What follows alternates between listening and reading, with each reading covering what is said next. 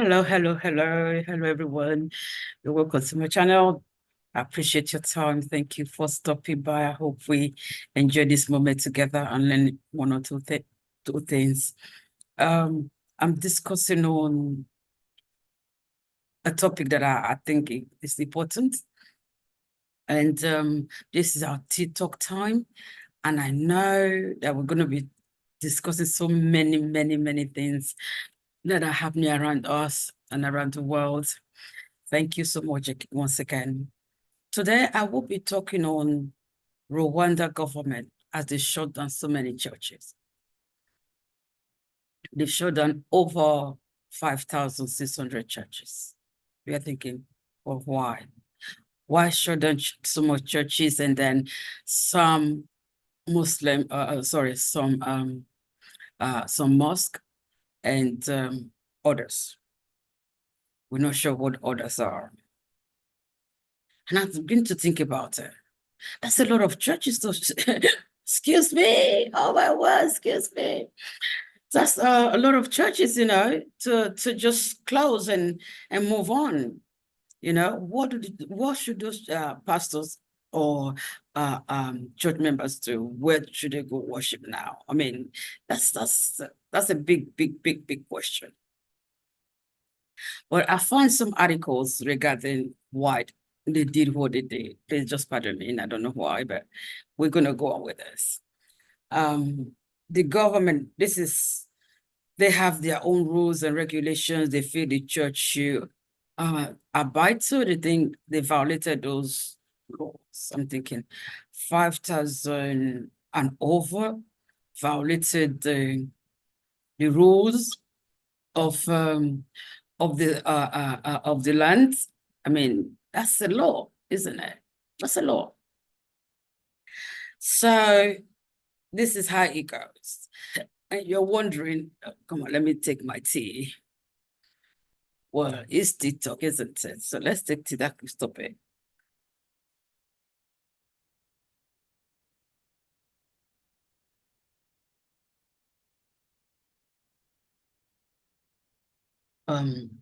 Here we see that what they want to do is actually crack down on some of these churches. They think those churches they failed in so many ways. They think they don't meet the conditions that are required by the government. In 2018, they set out a law. They actually passed a law in the land to restrict and to require some specific from anyone or anybody that want to start a church in Rwanda, which is good, isn't it? Which is good because you want to know the church, what they believe or whatever. You want to know how many churches are even in your country in the first place. You don't just want church popping up everywhere without the regulation, yeah. Because it's their country, they have to do something to protect their citizens. So, according to the official, this actually started from 2019. They were required to have all their docs in line, make sure everything is in place. So according to them, they want people that were they require the cleric to have theology degrees and the faith organization to register with the government and have clear statement indicating their doctrine. Good, isn't it? The statement should be deposited with the Rwanda government board, the government agency that register houses of worship and other civil society organization.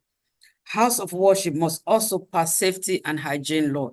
Excellent, yeah, because nobody want to be in church and you're not safe. You're not sure if that building is going to collapse on you, And when it happens, who is to be blamed if you're in a church and then the building collapses?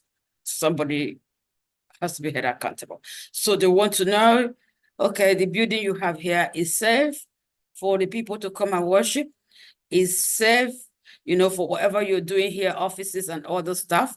And you have proper sanitations. The toilets are good, the kitchen is good, everything is working fine, which is very, very good. I mean, every church should require that, whatever the service are. You can be in a church and don't know, you don't have a place that you could use if you want to use the toilet or the bathroom. Okay. So they were given 5 years, according to this government requirement. They were given 5 good years to get all the things they're asking for. The government asked for them to produce. Yeah, I give them 5 good years. You see, I think what was introduced not today but 5 years ago is good for the church. The government gave us 5 years to comply and keep giving us reminder, and they did that. They kept giving the reminder to now. Okay, it's getting close. Don't forget. Don't forget. But some churches didn't.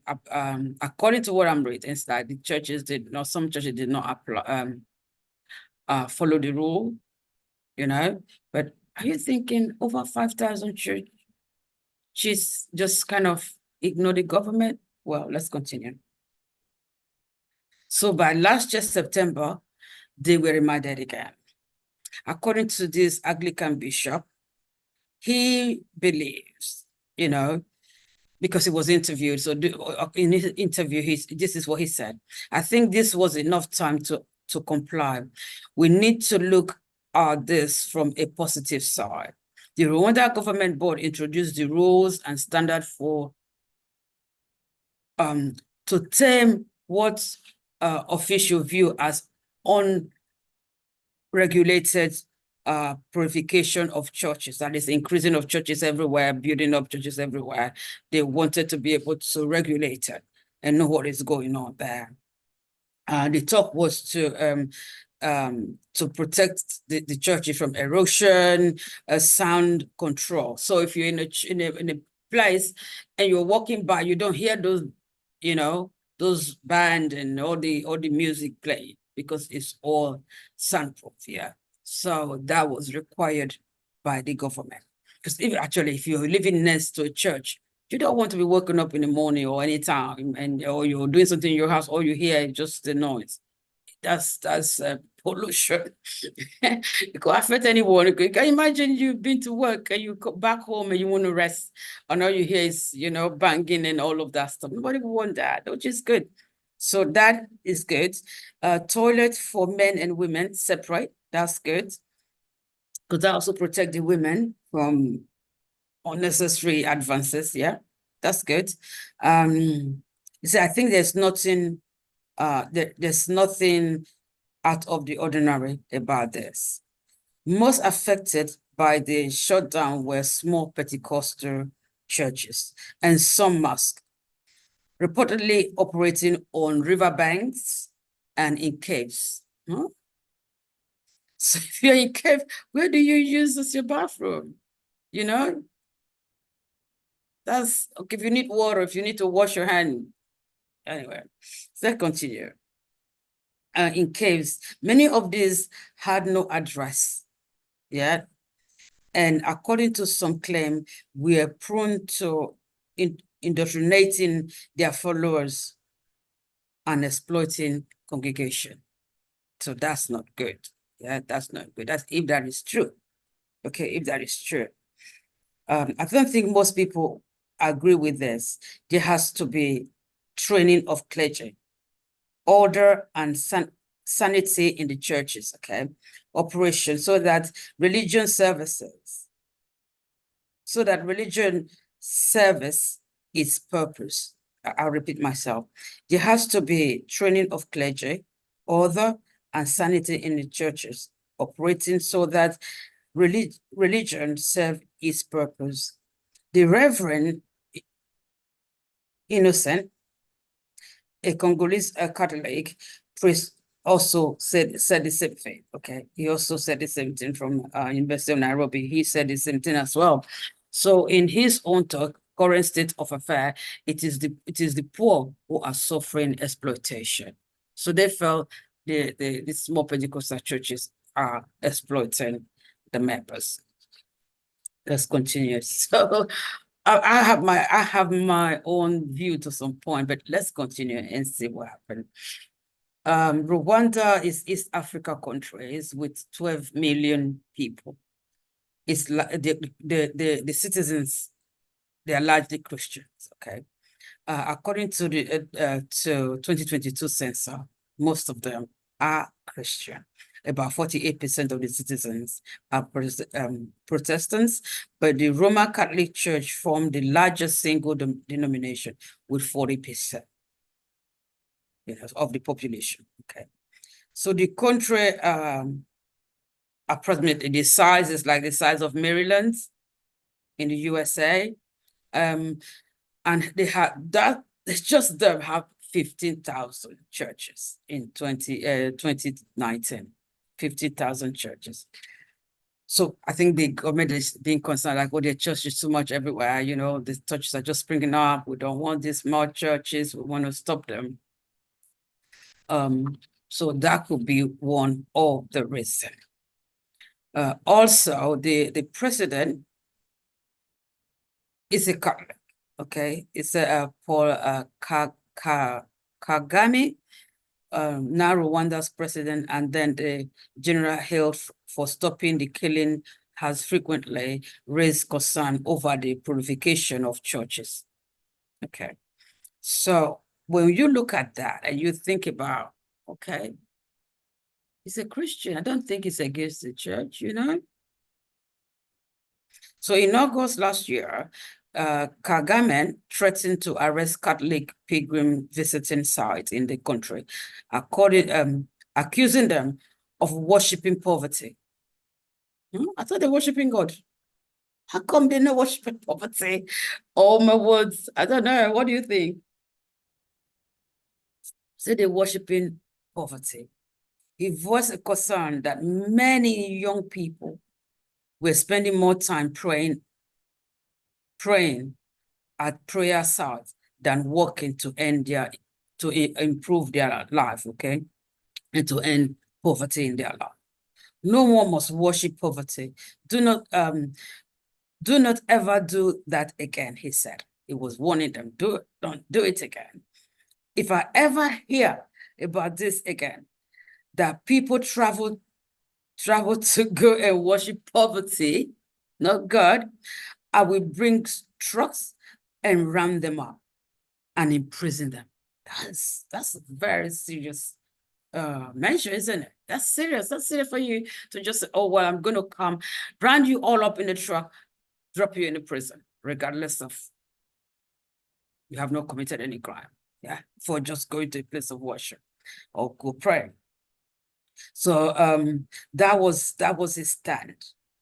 He's a Catholic, quoted, and currently as well. But when you look at this, I'm going to pick all of you and round you up and put you in prison. You're asking a question. If they had work, if the government provide job for them, would they be out there praying when they should be at work? You're talking about the young ones now. Would they be out there praying and say to them, just go to their boss and say, listen, I'm not coming to work today, tomorrow, next tomorrow, I'm going to be praying. It's not going to happen. They don't have jobs. Instead of threatening these people that you're going to lock them up or imprison them, what you should do is provide job. Look for means to provide job for them. Give them work to do. If you give them work to do, they won't be there. I believe they're there trying to pray for God to intervene in their situation, provide them job, God lead them to job, or give them a creative idea to do something better for their lives. I don't think they just want to just go there. They just go in there to go play. No, the government shouldn't threaten them. No, Mr. President or Paul Kagame shouldn't threaten them. He shouldn't. He should go to his office, sit down with his cabinet and find out how can we help these children? How can we help these young students or who just graduated or who are, who need job? How can we provide job for them so that they don't just keep going to the place to pray? They have a job, then after work, they can go and pray, or they can go on Sunday if they're not working on Sunday, or they can do something else. Get them a job, please. Don't threaten their life. Because if they have a job, they won't be there. Anyway, let's move on. That's what I think. If you help them out, they won't have to be there. There's no need for threatening these people. Some critics fear that the government is infringing on their own freedom of worship. So they think the government is interfering.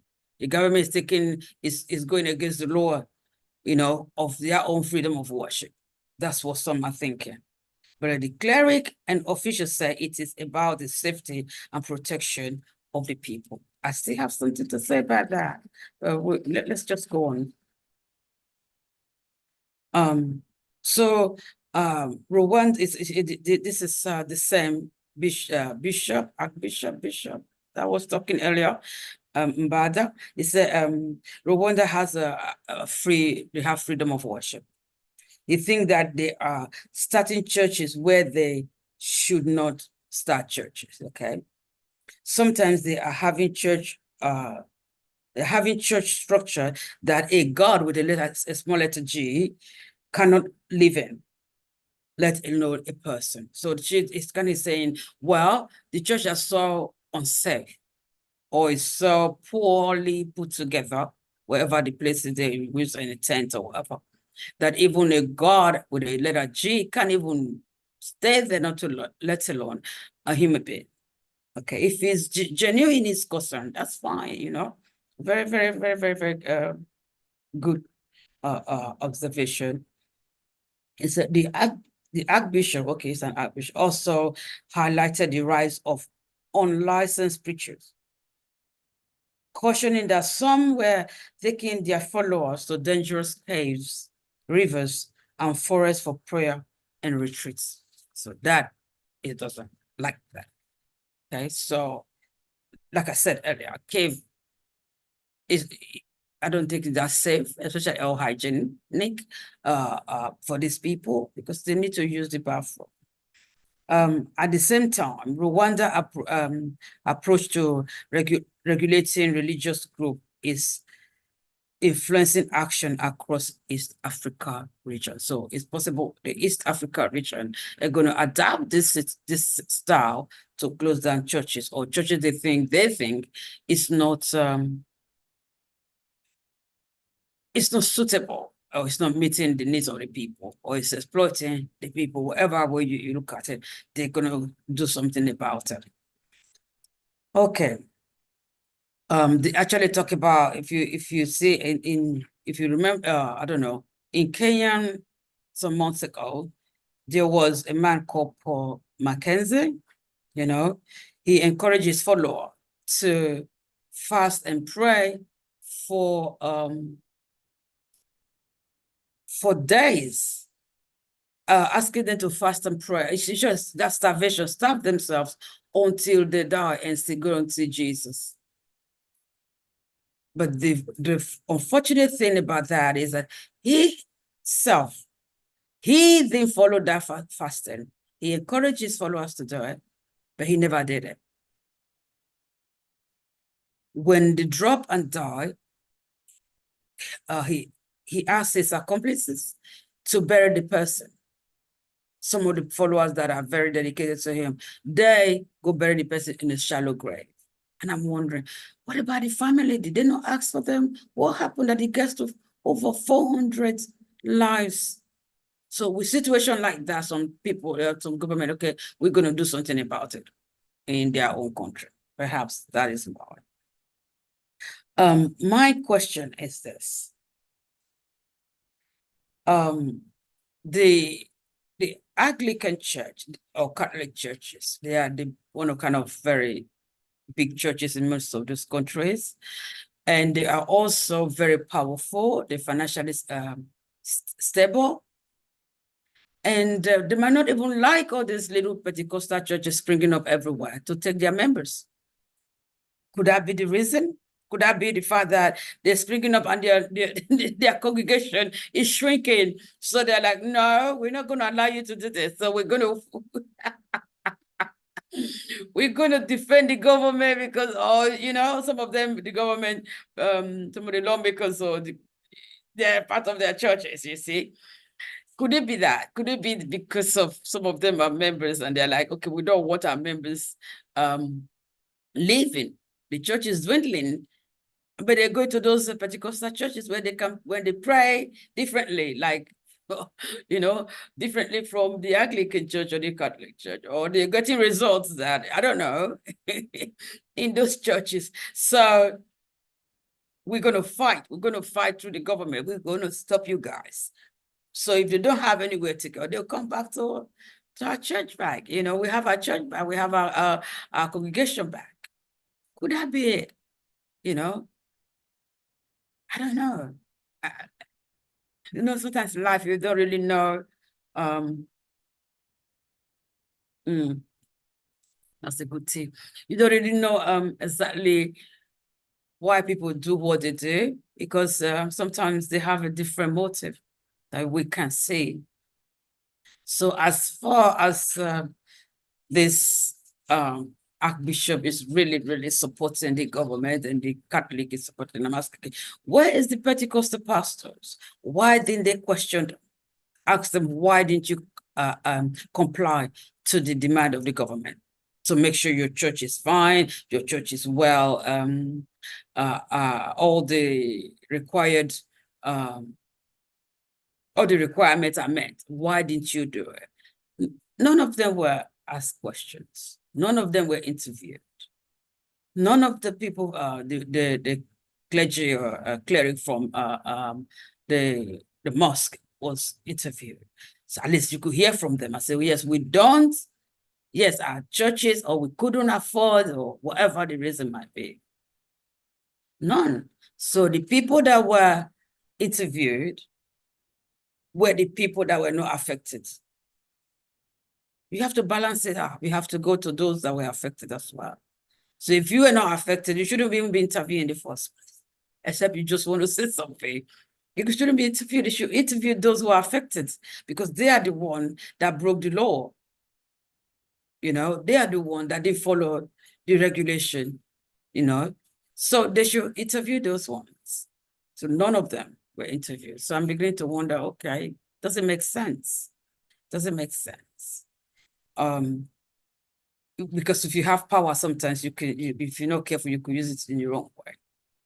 Why is it that they think they should be the one to be interviewed and not those who are affected? How can as many churches not even have meet all the requirements? How many churches do they have left? I can't find, the numbers. Like, okay, we now have, after closing over 5,600 churches, we have 10 left. You can't find it.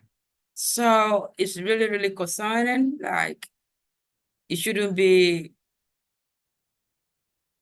like I said earlier, first of all, if they fail to follow the requirement or the law that was passed, and they were given 5 years and they know they could do it, they didn't do it, that's on them. You can't blame the government for that.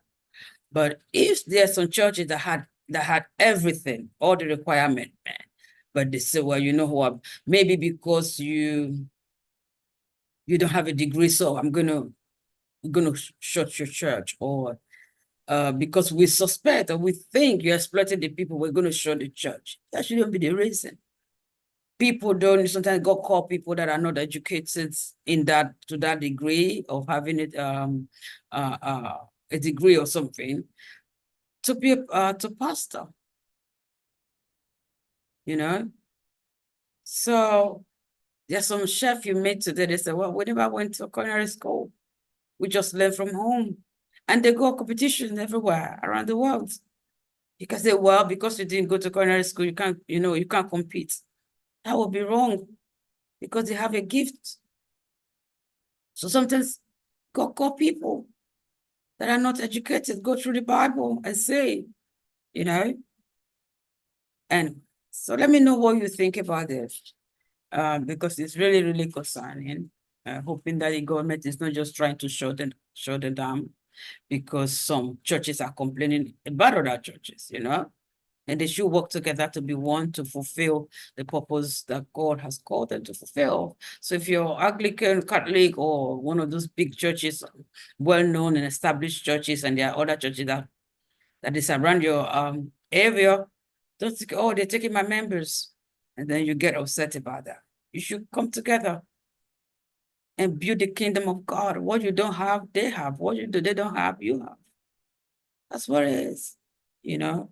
Maybe some of these members feel, oh, well, these people, they can pray or they can speak in tongues. I actually want what they have, and they left the church. Then you could go to God and say, God, I need this gift as well. So I just want to know what you think. What do you think is the problem regarding what I've just shared with you? And you could just check it also online. They have so much information online. What do you think those pastors at their church are shut down to do? What do you think they should do at this point? Or how do you think the government should help their citizens that are going to pray? Shouldn't his mind or heart be focused on providing jobs for these young graduates, or that are looking for jobs, looking for something to do? At least they're going to pray. They're not going to commit crime, which is a good thing, isn't it? Anyway, let me know what you think. Leave us a comment. And also, please do subscribe, like, share, click the notification button. So at the time when we're on, you will be notified. Help us to share, because we want to talk about things that are actually important to us and concerning us. Thank you so much. Your own wisdom can help somebody else. Thank you. God bless you.